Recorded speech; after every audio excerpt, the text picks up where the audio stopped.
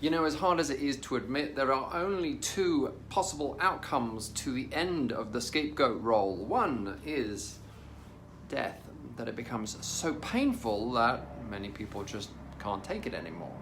And anyone who's seen my videos in the last couple of years have seen me speak about a loss of hope and the topic of suicide, which happens to people when they lose hope.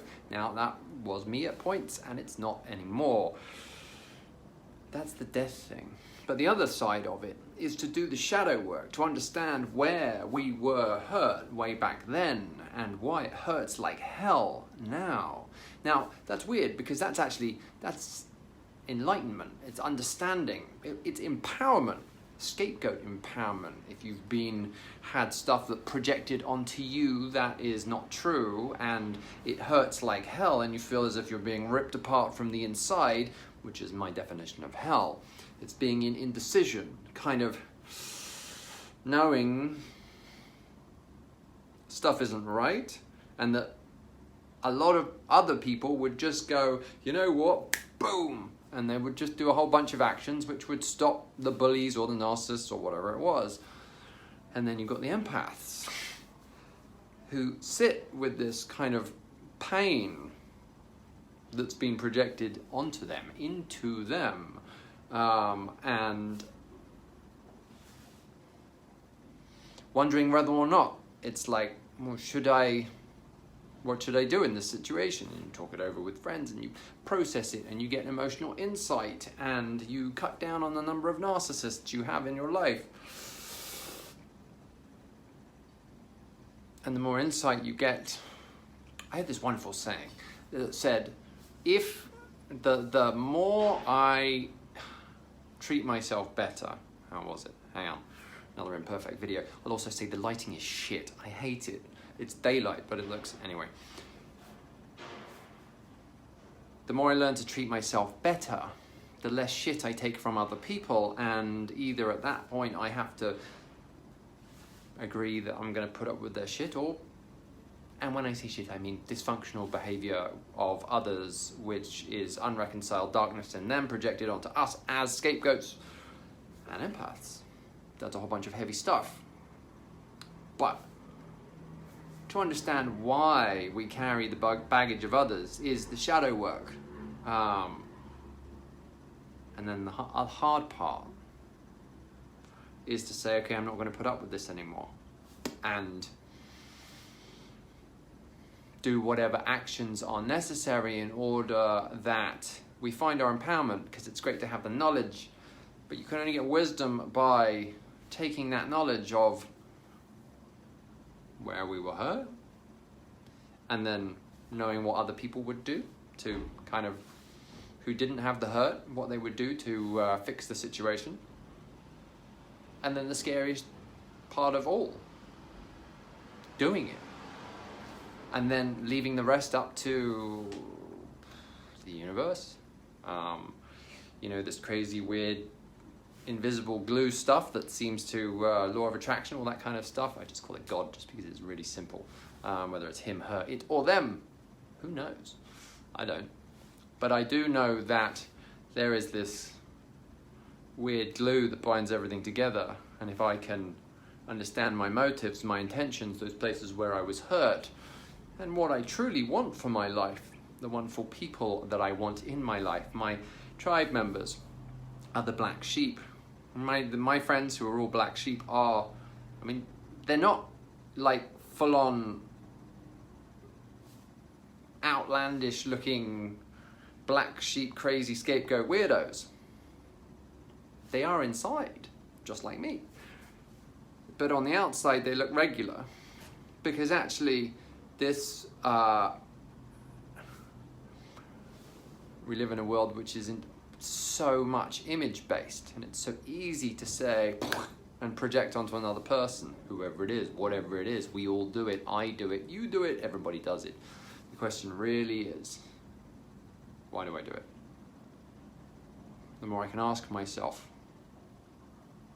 as I'm walking down the street. And I've practiced a thing for a couple of years, which is I have developed a reflex, which is where I will just acknowledge anybody and everybody before I've even registered who they are. And I was walking out of a train station the other day, and I just nodded at a guy, and then I realized he has full facial tattoos. And I get this, ugh, as I think, if I nodded to him, I haven't judged him. The feeling that comes afterwards is when my logical brain has kicked in and go, don't say hello to that guy, he's going to kill you. But it wasn't true, because then he nods back at me. And it's like, so I have, my judgment is people with facial tattoos, full facial tattoos, are dangerous. Do I have any evidence for that other than Hollywood? No. Other than the newspapers? No. Do I read the newspapers? No. Why? Because I find it difficult to determine fact from fiction in my own life, let alone millions of other people's lives. So the more I can observe my judgments of emotions that are going on inside of me, the more I become empowered in my own life. I'll give another example. Yesterday, I spoke to a guy. I was at a 12-step meeting, and he'd said a couple of things, and over a couple of weeks, and I considered them to be narky, and him like calling me out in the middle. And so I went up to him afterwards, and I just said, have you got anything against me personally? And I said it very calmly, and it was like completely uncharged, and he's like, no, why?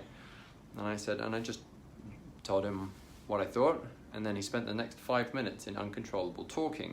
So either I was right, or he was at that point so uncomfortable, but I said, you know what, if there's anything, you just let me know. And it was, and the things anyway, when I can just front up and ask someone, what do you really mean? And especially with narcissists, it's just like, look them in the eye and say whatever. It's like, well, why would you say that? It's like, do you have any evidence for that? And then you see either the nuclear explosion go off in their brain and they're about to go into DEFCON 17,000, or they run. Because actually at the core of any narcissist there is a black hole which can only be fed with the energy of others, and asserting truth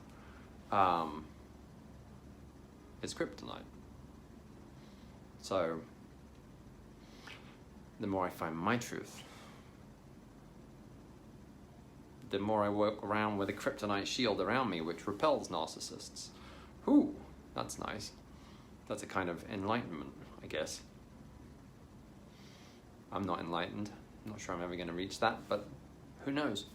In a Christian sense, and now don't freak out, I know the kind of Christian stuff is heavy-weighted for many of us. St. Paul would say that that death, he called it death to self. It's like dying daily. I think I've got this new gadget, and I think it's weird. My ego wants to say a whole bunch of stuff, and it gets really involved and tells me what to do, and it's the voice, and it's like, if I can just give it up, which is dying daily,